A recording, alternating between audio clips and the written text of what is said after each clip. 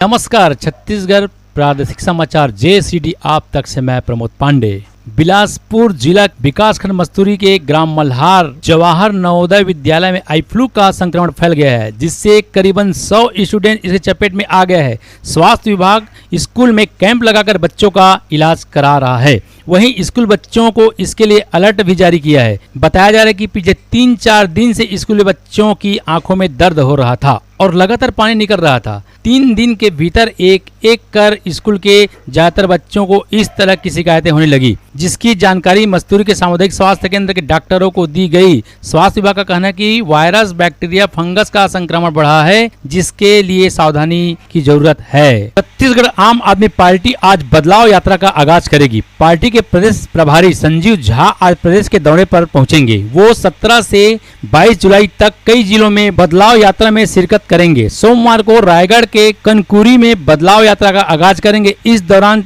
अन्य कई वरिष्ठ पदाधिकारी और कार्यकर्ता मौजूद रहेंगे। आगामी विधानसभा चुनाव को लेकर आम आदमी पार्टी ने तैयारी तेज कर दी है। पार्टी बिलासपुर में आयोजित महारैली के बाद पूरे प्रदेश में बदलाव यात्रा शुरू करने जा रही है। छत्तीसगढ़ में कांग्रेस के नए प्रदेश अध्यक्ष दीपक बैज ने रविवार को रायपुर के राजीव भवन में पदाधिकारियों की बैठक ली। इस बैठक के बाद तुरंत अपने इरादे जाहिर कर दिए।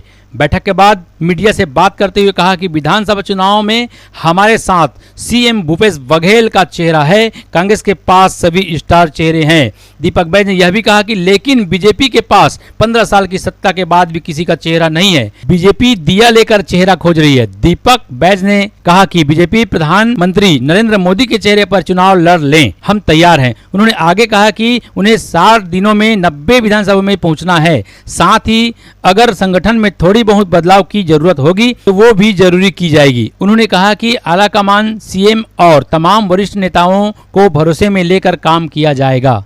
छत्तीसगढ़ हाई कोर्ट ने एक महत्वपूर्ण फैसले में कहा है कि विवाह से पहले, विवाह या विदाई या फिर उसके बाद महिला को उपहार में दी गई संपत्ति उसका स्त्री धन है। वह अपनी खुशी के लिए उसे खर्च करने का पूरा अधिकार रखती है। इस पर पति का अधिकार नहीं है। दरअसल यह मामला अंबिकापुर के कुटुंब न्यायालय में आया था। यहाँ पति ने अपनी पत्नी को उपहार में मिले सामान उसे सौंपे जाने की अपील की थी। इस मामले में कुटुंब न्यायालय का फैसला पति के पक्ष में गया था। कोर्ट ने पत्नी को निर्देश दिया था कि शादी के दौरान उपहार में मिले सामान पति को सौंपे। कुटुंब न्यायालय के इस फैसले को पत्नी ने 23 दिसंबर 2021 को हाई कोर्ट में चुनौती दी थी। इस याचिका पर सुनवाई करते हुए हाई कोर्ट के 3 सदस्य पीठ ने कुटुंब न्यायालय का फैसला पलटते हुए यह महत्वपूर्ण फैसला सुनाया।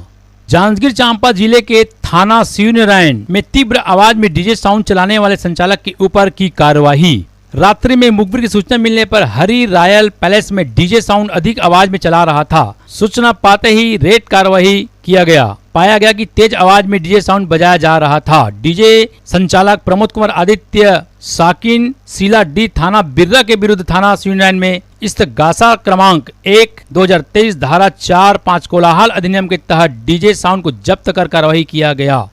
संविदा कर्मचारियों की हड़ताल से जुड़ी एक बड़ी खबर सामने आई है। सर्व विभागीय संविदा कर्मचारी महासंघ राजधानी रायपुर समेत पूरे प्रदेश में जेल भरो आंदोलन करेगा। संविदा कर्मचारी का जेल भरो आंदोलन आज दोपहर 1:30 बजे से शुरू होगा। इस दौरान हरिल त्योहार के उपलक्ष्य में संविदा कर्मचारी गेड़ी में चढ़कर जेल जाएंगे। जानकारी मिल रही है कि संविदा कर्मचारियों के इस जेल भरो आंदोलन में लगभग 20,000 कर्मचारी शामिल होंगे।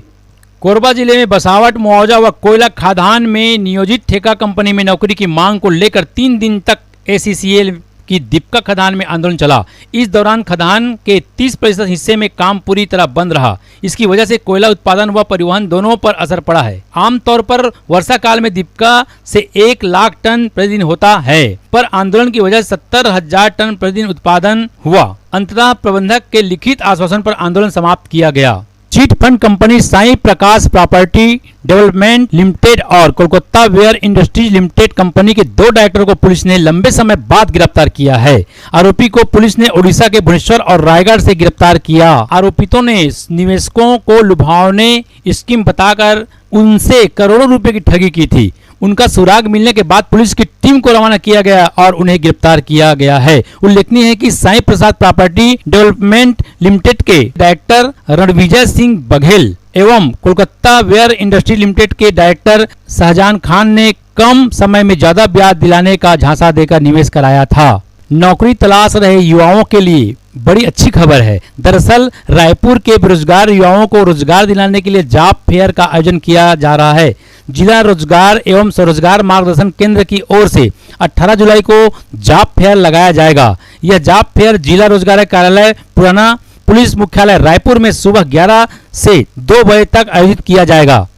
औषधि विक्रेता संघ के अध्यक्ष बने राकेश, उपाध्यक्ष बने पवन। जिला औषधि विक्रेता संघ का चुनाव रविवार को संपन्न हुआ। चुनाव के दौरान काफी गहमा गहमी का माहौल व्याप्त था। दिन भर चले मतदान के बाद कुल 912 वोट पड़े। मतगणना के बाद चौंकाने वाला रिजल्ट सामने आया। 567 वोट के साथ राकेश शर्मा अध्यक्ष निर्वाचित हुए। उन्होंने सुभाष अग्रवाल को 350 वोट से हराया। सुभाष अग्रवाल को कुल 217 मत मिले। इसी तरह उपाध्यक्ष पद में पवन झावड़ा 395 वोट प्राप्त कर विजय घोषित हुए। उनके सामने खड़े हुए पंकज सचदेव को 351 मत मिले थे। जांजगीर चांपा जिले के जागृति महिला मंडल शंकर नगर जांजगीर द्वारा श्रावण के पुरुषोत्तम अधिमास पर भगवान शिव मां पार्वती की महिमा कथा का आयोजन 18 से 25 जुलाई 2023 तक किया जा रहा है। श्री शिव महापुराण कथा का आयोजन SD पैलेस जांजगीर में 18 जुलाई को सुबह 8 बजे कलश यात्रा से प्रारंभ होगा। प्रतिदिन सुबह श्री शिव अभिषेक एवं कथा दोपहर 3 बजे से सायं 7 बजे तक किया जाएगा। शादी का झांसा देकर दुष्कर्म करने वाले आरोपी को किया पुलिस ने गिरफ्तार। शादी का झांसा देकर आरोपी नाबालिग लड़की को भगा ले गया। उसने लड़की के साथ दुष्कर्म किया। हिर्री पुलिस ने आरोपी को गिरफ्तार कर लिया है। हिर्री ग्राम खजरी निवासी दिलहन यादव ने एक नाबालिग को शादी करने का झांसा दिया। उसे भला फुसलाकर अपने घर ले गया और उसके साथ दुष्कर्म किया। परिजन की रिपोर्ट पर हिर्री पुलिस ने आरोपी को किया गिरफ्तार। लिफ्ट मांगी और बाइक को लेकर हुए फरार। एक युवक को अनजान व्यक्ति को लिफ्ट देना बड़ा महंगा पड़ा। आरोपी ने बाइक सवार से लिफ्ट मांगी। बाइक को सड़क किनारे रोककर चालक लघुशंका के लिए गया तो आरोपी बाइक लेकर रफूचक्कर हो गया। कोटा पुलिस ने आरोपी को किया गिरफ्तार। कोटा ग्राम चंगोरी निवासी रंजित मरावी ने किसी काम से कोटा राम मंदिर चौक स्थित बिजली ऑफिस गया था। वहां से अपनी बाइक CG 10BL 7313 पर गांव लौट रहा था। इसी बीच FCI गोदाम के पास एक अनजान व्यक्ति ने उससे लिफ्ट मांगी। रंजित उसे लिफ्ट देकर पीछे बैठा दिया। कुछ दूर बाद बेरियल पार कर रंजित ने सड़क किनारे बाइक रोकी और लघुशंका के लिए चला गया। मौके का फायदा उठाकर लिफ्ट मांगने वाला अनजान व्यक्ति बाइक लेकर फरार हो गया। रंजित ने उसे पीछे से आवाज लगाई लेकिन वह नहीं रुका। इस पर रंजित ने शनिवार को मामले की शिकायत कोटा पुलिस से की। पुलिस मामला दर्ज कर आरोपी की तलाश में जुटी थी। इस बीच जानकारी मिली कि पड़ाव पारा निवासी गिरजा शंकर दुबे की बाइक लेकर फरार हुआ था। पूछताछ के बाद आरोपी ने अपना अपराध कबूल कर लिया। उसे गिरफ्तार कर लिया गया है। बिलासपुर जिला के चांटीडीह में डायरिया के बाद हैजा कालरा फैलने लगा। सिम्स में भर्ती 5 वर्षीय बच्ची के मल की जांच करने पर हैजा के कीटाणु मिले। दूसरी तरफ डायरिया पीड़ित मरीजों की संख्या 202 पहुंच गई है। इसमें से 48 मरीज अस्पताल में भर्ती है। हालांकि स्वास्थ्य विभाग और नगर निगम की टीम मौके पर तैनात है। दोस्त के साथ स्पोर्ट्स बाइक में रेस करना युवक को पड़ा महंगा।